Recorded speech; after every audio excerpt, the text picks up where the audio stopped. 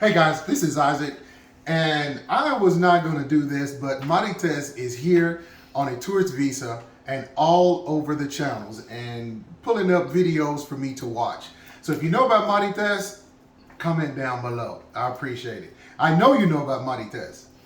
Well, right now we're going to talk about Herlene Budol, and this is her performance at Miss Grand International. And I watched a Miss Thailand, Miss Grand International, and I'm assuming that they all yell like this for some reason. Is this like a Miss Cruella de Vil? I'm not quite sure what this is just yet. Oh, the element of surprise. Oh, okay. Well, her gown is gorgeous. And she's showing off her figure. One of the things she is very good at is playing the crowd. Ah, look at that swagger. Uh-huh. There's a training, there's a turn, hands on the hips. She's taking her time. Good God, I don't think I realized how tall the heels were. Hey, I'm still relatively new to pageants. I just had no clue they were that high. So there she go, flicking the hair again with the sultry, sexy moves. At least in America, that would be considered rather sultry moves.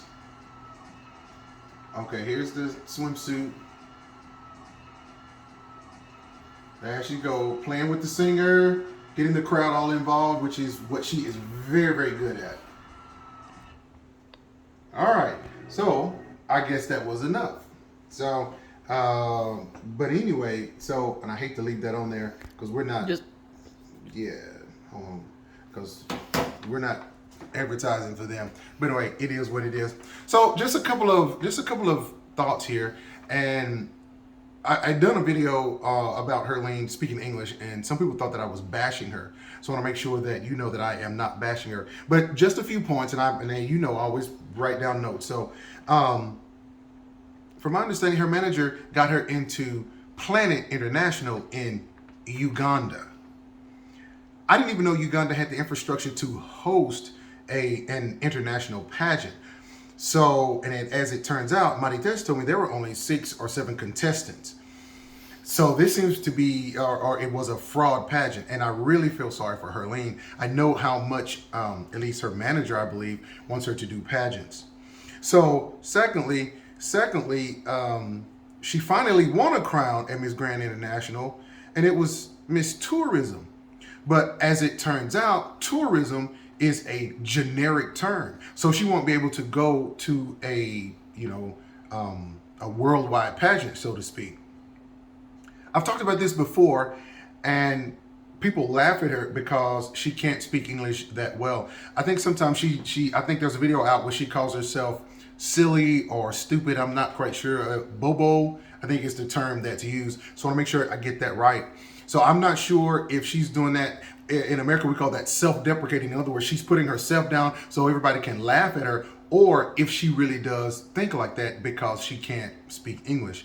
And I still say being able to speak English is not a measure of intelligence.